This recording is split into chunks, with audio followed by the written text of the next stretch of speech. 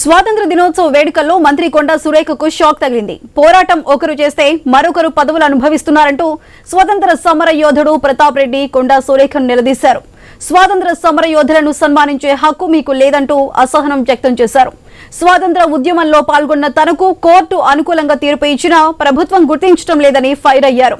కలెక్టర్ను కలవటానికి ఎన్నిసార్లు ప్రయత్నించినా అపాయింట్మెంట్ ఇవ్వటం లేదని అసహనం వ్యక్తం చేశారు.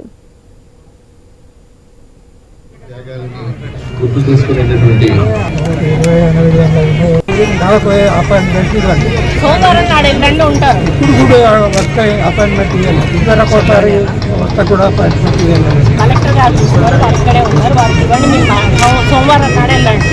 లేదండి, కలెక్టర్ మీ సమక్షంలో నా సమక్షంలో మొత్తం గవర్నమెంట్ ద్వారా అయ్యేదే కదా, అది ఇది ఒకటి ఇవ్వమంటారా? వెరిఫై చేస్తారు. శాలువాతో పూలమాలతో సత్కరిస్తున్నారు, అభినందిస్తున్నారు. నాటి స్వతంత్ర పోరాట స్మృతులని తీసుకుంటాను. ఏం చెప్పారు వాళ్ళు? ఏం అడిగిందా?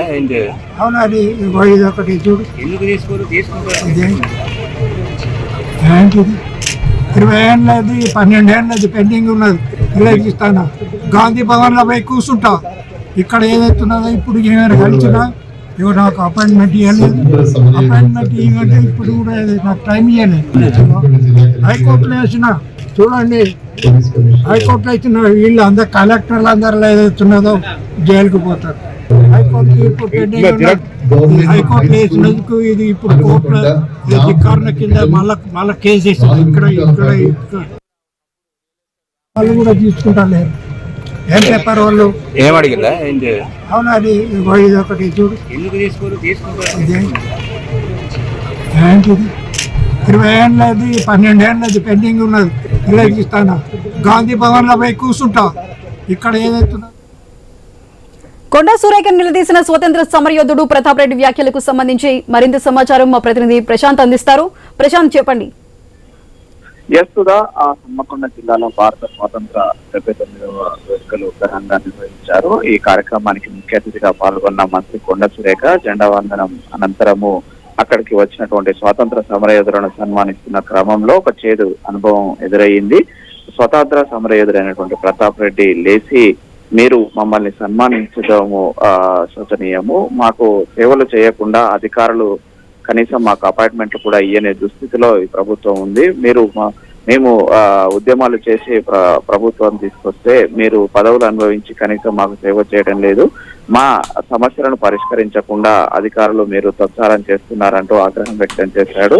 అనంతరము అటు కొండా సురేఖను వారించడమే కాకుండా తనకు తక్షణమే సహాయం చేయాలని, న్యాయం చేయాలని కోర్టు తీర్పు ఇచ్చినప్పటికీ కూడా ఇటు అధికారులు స్పందించడం లేదని, ఈ విషయం కలెక్టర్ కు విన్నవించుకుందామంటే కలెక్టర్ అపాయింట్మెంట్ ఇవ్వడం లేదని, ఈ వేదికగా నాయన నాకు న్యాయం చేయాలంటూ కూడా స్వతంత్ర సమరయోధుడు మంత్రి కొండా సురేఖకు అటు విన్నవించుకున్న పరిస్థితి నేపథ్యంలో అటు కొండా సురేఖ వెంటనే అటు అధికారులకు చెప్తున్నప్పటికీ కూడా మీరు మాకు సన్మానం పక్కకు పెట్టి ఫస్ట్ మాకు న్యాయం చేయండి అంటూ కూడా స్వతంత్ర సమరయోధుడు ప్రతాప్ రెడ్డి చెప్పడంతో అతన్ని శాంతించి అనంతరం ప్రశాంత్, అయితే అక్కడ ప్రతాప్ రెడ్డి ఆయన చేసిన వ్యాఖ్యలకి సంబంధించి కొండా సురేఖ స్పందించారా? అసలు ఏమైనా హామీలు ఏమైనా ఇచ్చారా అక్కడ ఉన్న కలెక్టర్ కానీ కొండా సురేఖ కానీ?